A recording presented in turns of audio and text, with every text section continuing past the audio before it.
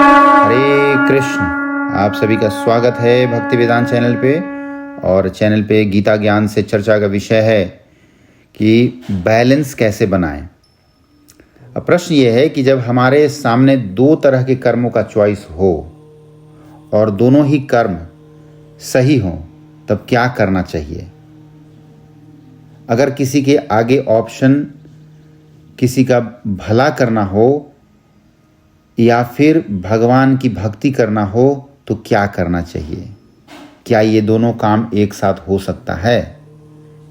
तो ये हम सभी का प्रश्न है। आज इस पर हम चर्चा करेंगे और भगवत गीता के श्लोक के माध्यम से समझने की कोशिश करेंगे कि क्या करना चाहिए। अब किसी को यह लगता है कि सिर्फ किसी की भलाई करना भी एक भक्ति है और ऐसे लोग बहाने लगा लेते हैं। किसी को लगता है कि सब कुछ छोड़कर सिर्फ भगवान की ही भक्ति करें क्योंकि इसी से सब कुछ हो जाता है, तो वो भी एक बहाना है ना। अब अर्जुन के भी ऐसे ही प्रश्न थे।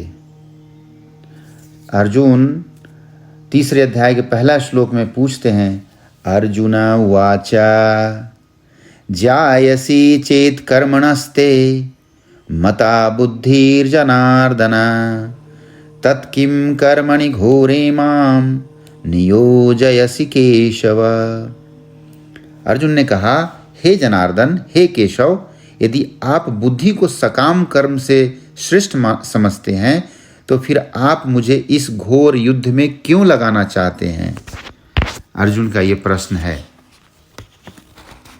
इसी तरह से हम में से कई भक्त सिर्फ भक्ति करना चाहते हैं, लेकिन फिर हमें अपने परिवार और सोसाइटी के प्रति रिस्पॉन्सिबिलिटी की याद आ जाती है।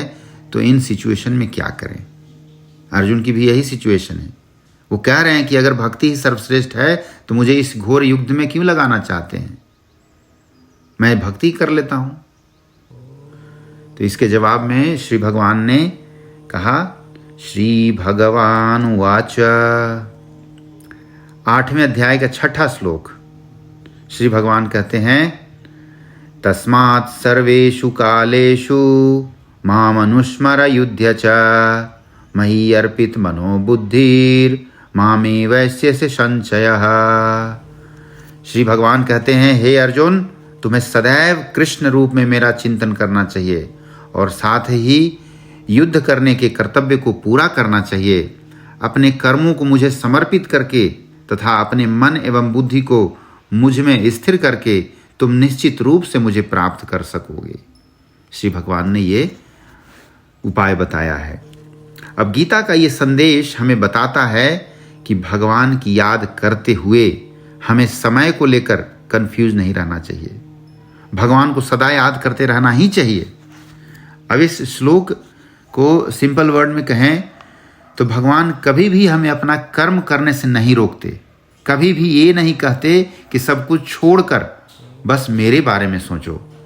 उल्टा भगवान तो कहते हैं कि अपना कर्म कभी मत छोड़ो।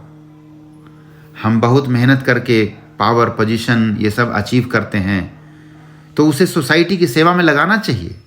और रही बात भगवान की भक्ति की, तो वो तो काम के साथ भी हो सकता है। बल्कि भगवान तो उन लोगों को ज़्यादा प्रिय मानते हैं जो समाज में रहते हुए यहाँ की सारी जिम्मेदारियों को निभाते हुए भी उन्हें नहीं भुलाते। ऐसे लोगों को श्री भगवान कर्मयोगी अर्थात हमेशा अपने और सही कर्मों में लगे रहने वाले कहते हैं। इसलिए हम सभी कर्मी जो काम करते हैं, ऑफिस जाते हैं, बिजनेस करते हैं, जो कुछ भी करते हैं, कर्मी लोगों को भगवत गीता पढ़ना चाहिए।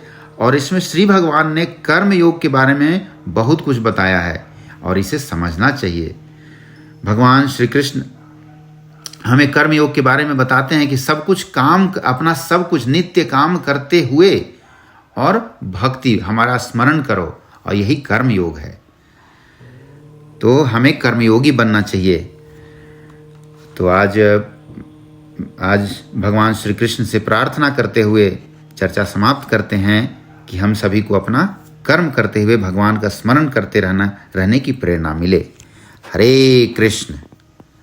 ऐसे इसी तरह से आप और भी प्रश्न लेकर आते रहेंगे, कृपया सुने और सुनने के लिए बहुत बहुत धन्यवाद। सब्सक्राइब भी कर सकते हैं।